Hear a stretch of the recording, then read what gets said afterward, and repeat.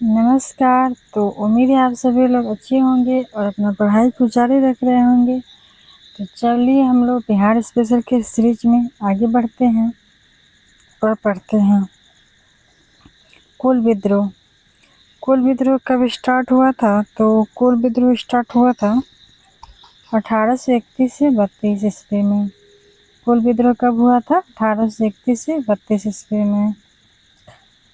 और कोल विद्रोह का एरिया कहाँ है? तो बहुत बड़े भूभाग में हुआ था, झारखंड के बहुत से बड़े भाग में हुआ था, इसलिए भी ये फेमस है कोल विद्रोह। इसके बारे में डिटेल देखते हैं। कोल विद्रोह छोटा नागपुर क्षेत्र में अंग्रेजों और जमींदारों के खिलाफ हुआ था। कोल विद्रोह कहाँ हुआ था? तो छोटा नागपुर क्षेत्र में अंग्रेजों और जमींदारों के खिलाफ हुआ था। यह मुंडा जनजाति का विद्रोह था। कोल विद्रोह किस जनजाति का था? तो मुंडा जनजाति का था। हो आदिवासियों ने भी इसमें खुलकर भाग लिया था और हो समुदाय के जो आदिवासी थे, इन्होंने भी कोल विद्रोह में खुल करके भाग लिया था। सिंहभूम, पलामू, मानभूम। सिंहभूम, पलामू और मानभूम विद्रोह के मुख्य केंद्र थे। नेक्स्ट पॉइंट है कि इसका मुख्य कारण क्या था? तो भूमि संबंधी असंतोष था। कोल विद्रोह का मुख्य कारण भूमि संबंधी असंतोष था। बुद्धू भगत इस विद्रोह के प्रमुख नेता थे। बुद्धू भगत क्या थे? तो इस विद्रोह के प्रमुख नेता थे कोल विद्रोह के। इस विद्रोह में वे अपने भाई, बेटे और सैकड़ों अनुयायियों के साथ मारे गए। सिंधराई और सुरगा दो अन्य नेता अंत तक लड़ते रहे। सिंधराई और सुरगा दो अन्य नेता अंत तक लड़ते रहे और उन्होंने 1832 में आत्मसमर्पण कर दिया। सिंधराई और सुरगा लास्ट तक लड़ते रहे और अंतिम में 1832 में इन्होंने आत्मसमर्पण कर दिया।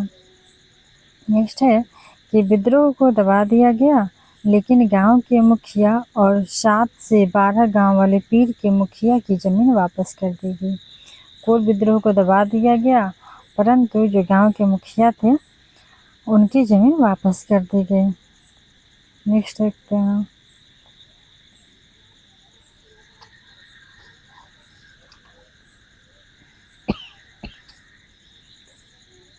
नेक्स्ट है कि इस विद्रोह के परिणाम स्वरूप क्या हुआ? तो साउथ ईस्ट फ्रंटियर एजेंसी नामक एक नया प्रांत बन गया। कोल विद्रोह के उपरांत साउथ ईस्ट फ्रंटियर एजेंसी नामक एक नया प्रांत का गठन किया गया। बाद में मानकी मुंडा व्यवस्था को मान्यता दी गई।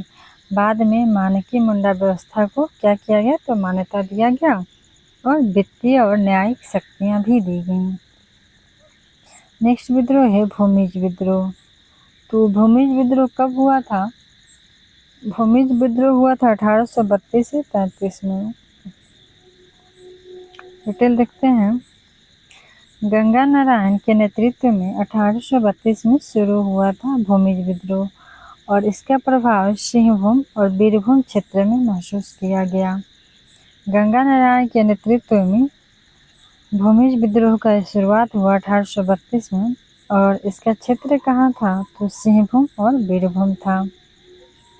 नेक्स्ट है, यह विद्रोह बीरभूम के राजा, पुलिस अधिकारियों, मुंसिफों, इंस्पेक्टर और अन्य दिग्गजों के खिलाफ भूमिज आदिवासियों की शिकायतों का ही परिणाम था।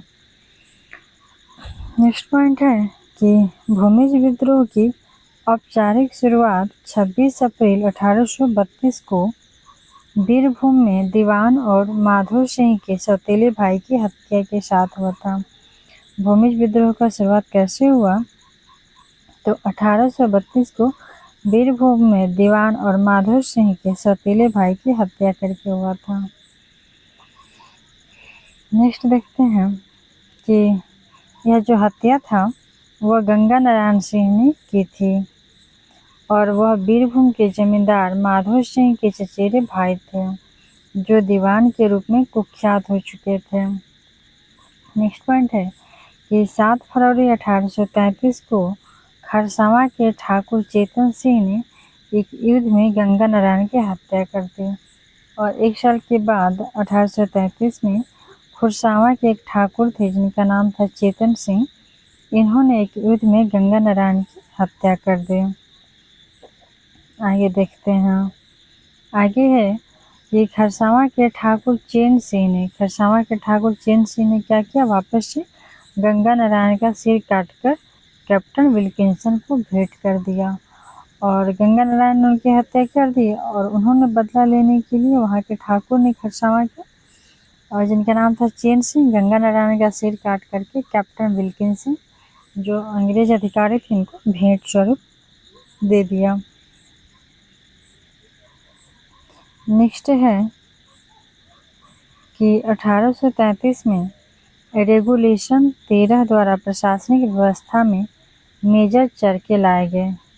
1833 में रेगुलेशन 13 द्वारा प्रशासनिक व्यवस्था में मेजर चरखे लाए गए।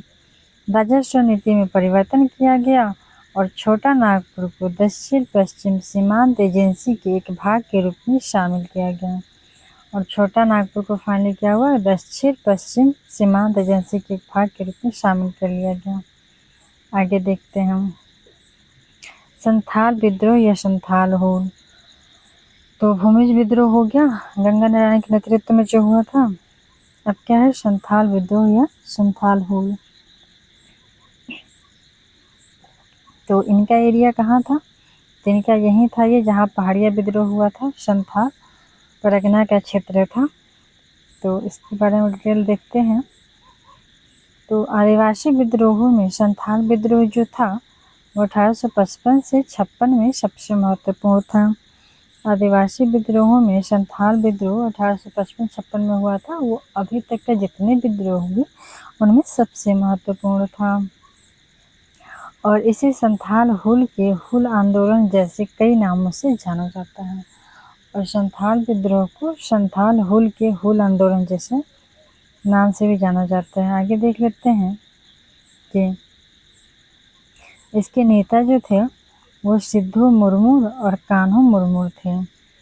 तो जो संथाल के नेता थे वो सिद्धू मुर्मू और कान्हू मुर्मू थे, जो दोनों भाई थे। और उनके अन्य भाई थे चांद और भैरव, और के साथ साथ उनकी बहनों जिनका नाम था झानो और फूलो। अर्थात सिद्धू मुर्मू, कान्हू मुर्मू, उनके भाई दो चांद और भैरव, और उनकी बहनों थी जिनके नाम था झानो और फूलो। इन्होंने भी महत्वपूर्ण भूमिका निभाया था संथाल विद्रोह में।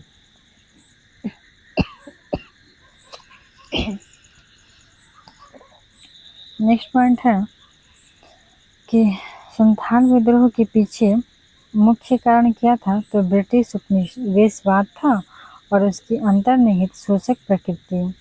उपनिवेशवाद है तो वो शोषण तो करेगा ही, तो इन्हीं की वजह से संथाल विद्रोह हुआ और व्यापारियों और साहूकारों द्वारा ये शोषण था। नेक्स्ट पॉइंट देखते हैं। इस विद्रोह का उद्देश्य हुआ कि गैर आदिवासियों और उनके शासन को भगाना और संथालों का शासन स्थापित करना था। नेक्स्ट पॉइंट है कि 30 जून 1855 को भगनाडीह में 400 गांवों के लगभग 10,000 आदिवासी एक बैठक के लिए एकत्र हुए थे।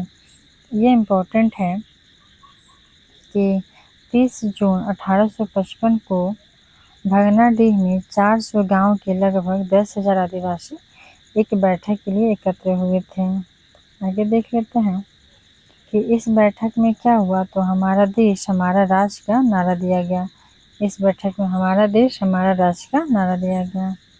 नेक्स्ट है कि इस बैठक में सिद्धू को राजा और कान्हू को मंत्री, चांद को प्रशासक और भैरव को सेनापति बनाया गया।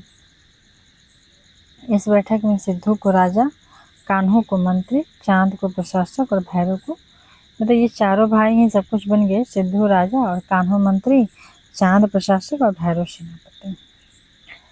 आगे है कि 7 जुलाई 1855 को शुरू हुए विद्रोह को दबाने के लिए जनरल लॉयड को एक सैन्य टुकड़ी के साथ भेजा गया। तो ये जब विद्रोह स्टार्ट हो गया था बैठक के साथ हम लोग के 30 जून से तो उसको दबाने के लिए अंग्रेजों ने एक सैन्य का टुकड़ा भेजा, किनके नेतृत्व में, तो जनरल लायड के नेतृत्व में। और 10 जुलाई 1855 को क्या हुआ कि मेजर बैरो की हार हो गई। 10 जुलाई 1855 को मेजर बैरो को संथालों ने हरा दिया। सिद्धू और कान्हो को बरहत में फांसी दी गई। सिद्धू और कान्हे को बरहत में फांसी दे दी गई और चांद और भैरव क्या हुए, महेशपुर की लड़ाई में मारे गए। और फाइनली संथाल विद्रोह धीरे धीरे खत्म हो गया। नेक्स्ट है कि कैप्टन अलेक्जेंडर, लेफ्टिनेंट थॉमसन और लेफ्टिनेंट रीड। अलेक्जेंडर, थॉमसन और रीड, इन तीनों ने संथाल विद्रोह को दबाने में महत्वपूर्ण भूमिका निभाई थी। आगे देखते हैं कि इस विद्रोह को संथाल परगना की पहली जन क्रांति माना जाता है। संथाल परगना की पहली जन, ऐसे पहला विद्रोह तो पहाड़ी विद्रोह था, परंतु जन क्रांति में तो उसमें पूरी तरह से लोग भी सहभागिता दिखाए तो वो संथाल ही था। ये देखते हैं, कार्ल मार्क्स ने भारत की पहली जन क्रांति का आह्वान किया था, जो हालांकि ब्रिटिश शासन को उखाड़ नहीं सकी, लेकिन 1840 में सज्जा हुड आंदोलन को जन्म दिया। तो कार्ल मार्क्स ने क्या कहा कि ये मतलब उसने आह्वान किया भारत की पहली जन क्रांति को, और भले ही वो जन क्रांति को ब्रिटिश सत्ता को नहीं यहाँ से ख़त्म कर पाए, लेकिन फाइनली 1840 में साजा हुड आंदोलन को जन्म दे दिया। संथालों ने अपने विद्रोह को बुराई पर अच्छाई की जीत कहा। संथाल ने अपने विद्रोह को क्या कहा कि बुराई पर अच्छाई की जीत है। आगे देखते हैं, इस विद्रोह के बाद संथाल क्षेत्र को एक अलग गैर विनियमन जिले के रूप में गठित किया गया और इसे संथाल परगना नाम दिया गया। सरदारी आंदोलन, सरदारी आंदोलन कब हुआ था, तो ये हुआ था 1858 से 1895 तक, जब हमारा 1857 का क्रांति हुआ था उसके बाद।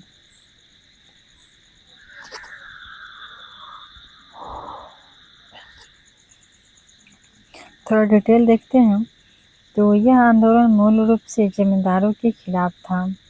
सरदारी आंदोलन किसके विरुद्ध था, तो सरदारों के खिलाफ अर्थात जमींदारों के खिलाफ था, जो इसलिए शुरू हुआ क्योंकि आदिवासियों की सरदारी छीन ली गई थी। इस मुद्दे को संबोधित करने के लिए 1869 में छोटा नागपुर काश्तकारी अधिनियम पारित किया गया था, लेकिन शिकायतें खत्म नहीं हुई और इस आंदोलन का नेतृत्व मुंडा सरदारों ने सामूहिक खेती के अधिकार की मांग के साथ किया था। आगे देखते हैं, सफा होद या सफा होर आंदोलन 1870। सफा होद या सफा होर आंदोलन 1870। लाल हेम्ब्रोम या लाल बाबा को इस आंदोलन का जनक माना जाता है। लाल हेम्ब्रोम या लाल बाबा को इस आंदोलन का जनक माना जाता है। उन्होंने महसूस किया कि संथाल विद्रोह की विफलता का सबसे बड़ा कारण धार्मिक उत्साह और चरित्र की ताकत का अभाव था, इसलिए उन्होंने चरित्र की ताकत के विकास पर जोर दिया। चरित्र की ताकत पर विकास पर कौन जोर दिया, तो सफा होर आंदोलन में जो इनके जनक थे हेम्ब्रोम या लाल बाबा,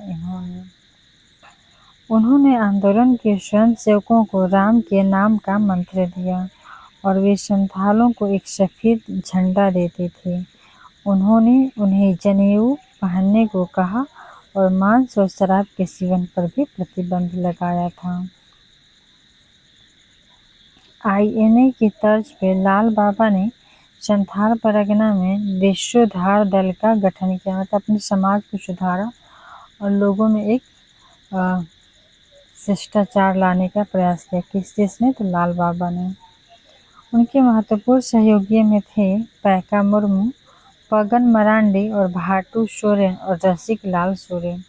पैका मुर्मू, पगन मरांडी, भाटू सोरेन और रसिक लाल सोरेन। नेक्स्ट है खरवार आंदोलन, जो कब हुआ था, तो 1874 में हुआ था। खरवार आंदोलन 1874। इसके बारे में देखते हैं। खेरवार आंदोलन, जिसे सफाहोर आंदोलन के नाम से भी जाना जाता है, खेरवार आंदोलन जो 1874 में हुआ था, इसे सफाहोर आंदोलन के नाम से भी जाना जाता है।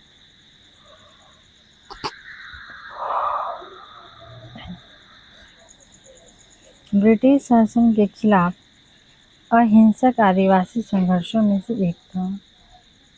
ब्रिटिश शासन के खिलाफ अहिंसक जो आदिवासी संघर्ष था उनमें से एक था कौन सा आंदोलन? तो खरवार आंदोलन 1874। इसकी शुरुआत 1868 में बिहार छोटा नागपुर क्षेत्र में संथाल आदिवासी समुदाय द्वारा भागीरथ माझी के नेतृत्व में किया गया था। खरवार आंदोलन की शुरुआत कब किया गया था? तो 1868 में बिहार छोटा नागपुर क्षेत्र में संथाल आदिवासी समुदाय द्वारा भागीरथ माझी के नेतृत्व में किया गया था। इस सफाहोर या सफाहर आंदोलन ने एक ईश्वर यानी एकेश्वरवाद की अवधारणा को लोकप्रिय बनाया था। सफाहोर या सफाहर आंदोलन ने एक ईश्वर यानी एकेश्वरवाद की अवधारणा को लोकप्रिय बनाया और सामाजिक सुधार के उद्देश्य से आंदोलन चलाया। नेक्स्ट पॉइंट है, भागीरथ माझी ने खुद को संथाल का राजा और ईश्वर का प्रतिनिधि घोषित किया। भागीरथ माझी ने खुद को क्या किया? तो संथाल का राजा और ईश्वर का प्रतिनिधि घोषित किया। उन्होंने संथाल राज शुरू करने की मांग की। वह चाहते थे कि संथाल जनजातियां दुष्ट बोगाओं को बलि देना बंद कर दें। भागीरथ माझी ने खुद को संथाल का राजा और ईश्वर का प्रतिनिधि घोषित किया और वो क्या किए कि जो दुष्ट बोगा थे उनको बलि देना बंद कर दिए थे और उन्होंने संथाल राज शुरू करने की मांग किया था। नेक्स्ट है, खेरवारों का धार्मिक मूड एक तरह का उत्साह था। खेरवारों का धार्मिक मूड एक तरह का उत्साह था जो पहले ईसाई धर्म अपनाने वालों के बीच देखा गया था। खेरवारों का धार्मिक मूड एक तरह का उत्साह था जो पहले ईसाई धर्म अपनाने वालों के बीच देखा गया था। संथाल परगना। संथाल परगना के कई संथालों ने संथाल समाज के सामाजिक विघटन के रूप में जो समझा उसकी व्याख्या करने की कोशिश की है। नेक्स्ट है कि 1868 में उन्हें उपद्रव भड़काने के आरोप में गिरफ्तार किया गया था। 1868 में उपद्रव भड़काने के आरोप में क्या किया गया? उनको गिरफ्तार कर लिया गया और इस आंदोलन ने शुरू में एक ईश्वरवाद और सामाजिक सुधार की शिक्षा दी थी। और ये आंदोलन क्या किया था कि एक ही ईश्वर में विश्वास करो और सामाजिक सुधार को भी शिक्षा दिया। लेकिन इसके दमन से ठीक पहले इसने राजस्व बंदोबस्त गतिविधियों के खिलाफ संघर्ष का रूप ले लिया था। आगे देखते हैं। 1870 के दशक के दौरान खेरवार या खरवार आंदोलन संथाल परगना के संथालों के बीच भी फैल गया था और संथाल जनजाति के अविश्वसनीय समर्थन के साथ उन पर अत्यधिक लगान लगाए जाने के बाद आंदोलन ने गति पकड़ी। एक्चुअली संथाल परगना में तो समय से हमेशा से आंदोलन होती रहा है और उनका आंदोलन खत्म हो चुका था, पर जब खेरवार आंदोलन स्टार्ट हुआ तो उनको भी मौका मिल गया और वो भी इसको समर्थन करने लगे। नेक्स्ट है कि भागीरथ ने अंग्रेजों के प्रति असहयोगात्मक नीति अपनाई। खुद को बौंसी गांव का राजा घोषित करके उन्होंने जमींदारों और सरकार को लगान न देकर खुद ही लगान वसूलने की प्रथा शुरू कर दी। किसने? तो भागीरथ ने। आगे देखते हैं। आंदोलन को कुचलने के लिए सरकार को निर्णायक कदम उठाने पड़े और भागीरथ 1871 तक सक्रिय रहे और 1874 के महान अकाल के दौरान भी उन्होंने अपनी गतिविधियां जारी रखी। उन्हें 2 साल की कैद की सजा भी हुई और यह आंदोलन 1874 तक जारी रहा था। खरवार आंदोलन। आगे देखते हैं कि इस आंदोलन को अंग्रेजों ने बहुत दबाया, लेकिन इससे पहले लोगों को यह एहसास नहीं हुआ कि उनका उत्थान खुद को शुद्ध करने और खुद को सफा होर या शुद्ध मनुष्य के रूप में पुनर्जीवित करने में है। उन्होंने एक्चुअली दबाने का तो कोशिश किया, पर धीरे धीरे उनको एहसास ये चीज़ का हो गया कि खुद को अपने समाज को सुधारने की आवश्यकता है। आगे देखते हैं। खेरवारों ने हिंदू धर्म में हिंदू पंथ के तत्वों को आत्मसात कर लिया और नेतृत्व द्वारा शुद्धता की अवधारणा पेश की गई। 1930 के दशक में हुए नए और अलग तरह के आदिवासी लामबंदी के परिणाम स्वरूप इस विकास को रोका गया और खेरवारों को संथालों के बीच एक ही तरह का धार्मिक उत्साह रखने वाला माना जाता है। अब है हम लोग का मुंडा विद्रोह। मुंडा विद्रोह कब हुआ? तो 1895 के आसपास। 1760-66 से स्टार्ट हुआ था पहाड़िया विद्रोह। अभी 1895 तक लगातार जनजातियों का विद्रोह होती रहा है। मुंडा विद्रोह हुआ था बिरसा मुंडा का नेतृत्व में हुआ था, जो इनके सबसे फेमस थे नेता। तो इनके बारे में डिटेल में देखते हैं। बिरसा के शुरुआती जीवन में कई बदलाव हुए। उन्होंने जयपाल नाग के मार्गदर्शन में सालगा में औपचारिक शिक्षा प्राप्त की और बाद में जर्मन मिशन स्कूल में पढ़ने के लिए ईसाई धर्म अपना लिया। जर्मन स्कूल में पढ़ाई की और उसके बाद उन्होंने ईसाई धर्म को अपना लिया था। किसने? तो बिरसा मुंडा ने। हालांकि जल्द ही उन्हें एहसास हुआ कि अंग्रेजी शिक्षा का इस्तेमाल आदिवासियों को ईसाई बनाने के लिए कर रहे थे। इस एहसास के बाद उन्होंने खुद को स्कूल से हटा लिया और बिरसा धर्म नाम से एक नया धर्म स्थापित किया, जिसने मुंडा समुदाय से कई अनुयायियों को आकर्षित किया और उपनिवेशवादियों के लिए एक बड़ा खतरा बन गया। इन अनुयायियों ने खुले तौर पर घोषणा की कि वे बिरसाइट के रूप में पहचाने जाते हैं, और जो बिरसा मुंडा के अनुयायी बने तो उन्होंने क्या घोषणा किया कि वो बिरसा मुंडा धर्म को मान रहे हो, इसलिए बिरसाइट के रूप में पहचाने जाते हैं और अंग्रेजों को अपना विरोधी मानते हैं। देख सकते हैं कि मुंडा का विद्रोह का ऐतिहासिक पृष्ठभूमि।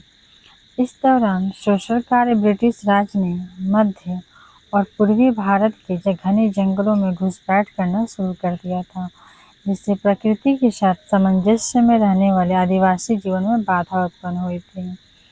अंग्रेजों ने छोटे नागपुर क्षेत्र में सामंती जमींदारी व्यवस्था की शुरुआत की और अंग्रेजों ने क्या किया, छोटा नागपुर का जो क्षेत्र था, जंगली क्षेत्र था, तो वहाँ पे सामंती जमींदारी व्यवस्था को शुरुआत किया, जिससे आदिवासी खुंट कट्टी कृषि प्रणाली नष्ट हो गई। सामंती व्यवस्था के जमींदारी व्यवस्था लागू करने से क्या हुआ कि आदिवासियों को जो खुंट कट्टी पद्धति थी कृषि का, वो धीरे धीरे नष्ट होने लगा। खुंट कट्टी का अर्थ क्या होता है कि आदिवासियों द्वारा भूमि का संयुक्त स्वामित्व। तो जैसे जो भी भूमि होता था तो उसमें सभी लोग आदिवासियों का अधिकार होता था, उनके संयुक्त स्वामित्व होते थे, लेकिन सामंत व्यवस्था में ऐसा नहीं था। आगे देखते हैं कि उन्होंने बाहरी लोगों, जिन्हें स्थानीय लोग दीकू कहते थे, जो आदिवासी के स्थानीय लोग थे बाहरियों को दीकू कहते थे, जैसे साहूकार ठेकेदारों के साथ साथ सामंती जमींदारों को भी लाया, जिन्होंने उनके शोषण में अंग्रेजों की सहायता किया। इसके अलावा राज्य के सक्रिय समर्थन से आक्रामक मिशनरी गतिविधियां जारी हुई और जिसने आदिवासियों के धार्मिक और सांस्कृतिक मान्यताओं का भी अपमान किया और उनमें हस्तक्षेप किया। आगे देखते हैं। बिरसा को भी जर्मन मिशन स्कूल में शामिल होने के लिए ईसाई बना दिया गया था, लेकिन जल्द ही यह पता चलने के बाद कि अंग्रेज शिक्षा के माध्यम से आदिवासियों को ईसाई बनाने का लक्ष्य बना रहे थे, उन्होंने पढ़ाई छोड़ दी और बाद में उन्होंने बिरसाइट नामक एक धर्म की स्थापना किया और कई आदिवासी उनके धर्म में शामिल हो गए, जो ब्रिटिश धर्मांतरण गतिविधियों में बाधा बन गया था। आगे देखते हैं। 1880 के दशक के दौरान बिरसा ने इस क्षेत्र में सरदारी लड़ाइयाँ आंदोलन देखा, जिसमें राज्य को याचिका भेजने जैसे अहिंसक तरीकों के माध्यम से आदिवासी अधिकारों की बहाली की मांग की गई थी। लेकिन दमनकारी औपनिवेशिक शासन ने इन मांगों पर कोई ध्यान नहीं दिया और जमींदारी व्यवस्था ने जल्द ही आदिवासियों को जमींदारों से मजदूर बना दिया। तो इन्होंने मांग किया था कि हमारे अपने अधिकारों का मांग किया था जनजातियों ने, परंतु दमन करके इनका अधिकार को दबा दिया गया और उनकी मांग को पूरा नहीं किया गया। सामंती व्यवस्था ने जंगली आदिवासियों क्षेत्रों में जबरन श्रम और वित्त बिगाड़ी को बढ़ा दिया था। सामंती व्यवस्था ने क्या किया कि जबरन श्रम को बढ़ा दिया। नेक्स्ट है कि बिरसा मुंडा ने धार्मिक क्षेत्र के माध्यम से आदिवासियों के लिए लड़ाई लड़ी और ईसाई मिशनरियों के खिलाफ खड़े हो गए और उन्होंने धार्मिक प्रथाओं में सुधार करने और कई अंधविश्वासी अनुष्ठानों को हतोत्साही करने, नए सिद्धांत और प्रार्थनाएं लाने और आदिवासी गौरव को बहाल करने के लिए भी काम किया। नेक्स्ट, बिरसा ने भूमि पर आदिवासियों के पैतृक स्वायत्तता नियंत्रण की संप्रभुता का आह्वान करते हुए सिर मारे फिरूं राजा जय, सिर मारे फिरूं राजा जय या पैतृक राजा की जीत के महत्व पर जोर दिया। बिरसा मुंडा ने किस पे जोर दिया? तो पैतृक राजा की जीत पर और सिर मारे फिरूं राजा जय। उन्होंने अपने जीवन के अंतिम चरण में एक पत्नीत्व पर भी जोर दिया कि हर पुरुष का एक ही पत्नी हो, एक पत्नीत्व पर जोर दिया। नेक्स्ट देखते हैं, छोटा नागपुर काश्तकारी अधिनियम जो पारित हुआ 1908 में। तो इन विद्रोहों का रिजल्ट क्या हुआ कि विद्रोह के जवाब में अंग्रेजों ने 1908 का छोटा नागपुर काश्तकारी CNT अधिनियम लागू किया और CNT अधिनियम ने न केवल भूमि अभिलेखों के निर्माण और रख रखाव का निर्देश दिया, बल्कि एक अनूठी काश्तकारी श्रेणी भी लाई, जैसे कि मुंडारी खुंटकत्तीदारी मुंडाओं के बीच भूमि के मूल निवासी माने जाते थे और इनकी शुरुआत की और आदिवासी भूमि को गैर आदिवासियों को हस्तांतरित करने पर प्रतिबंध लगा दिया, अर्थात आदिवासियों की भूमि आदिवासियों को वापस दे दिया गया। नेक्स्ट, इसके अतिरिक्त CNT जो काश्तकारी अधिनियम था, इसने जल, जंगल, भूमि से संबंधित जो प्रथागत सामुदायिक अधिकार थे उसको दर्ज करने का भी प्रावधान किया।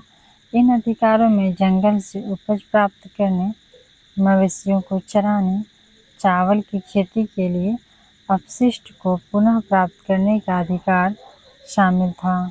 इस प्रकार आदिवासी समुदायों के भूमि अधिकारों की रक्षा की गई। इस प्रकार आदिवासी समुदायों के भूमि अधिकारों की रक्षा की गई। नेक्स्ट देखते हैं विरासत। तो इस प्रकार से क्या हुआ कि 1895 में जो स्टार्ट हुआ था मुंडा विद्रोह 1900 तक चला था और मुंडा विद्रोह ब्रिटिश राज के खिलाफ आदिवासी प्रतिरोध के इतिहास में एक आवश्यक अध्याय के रूप में सामने आता है।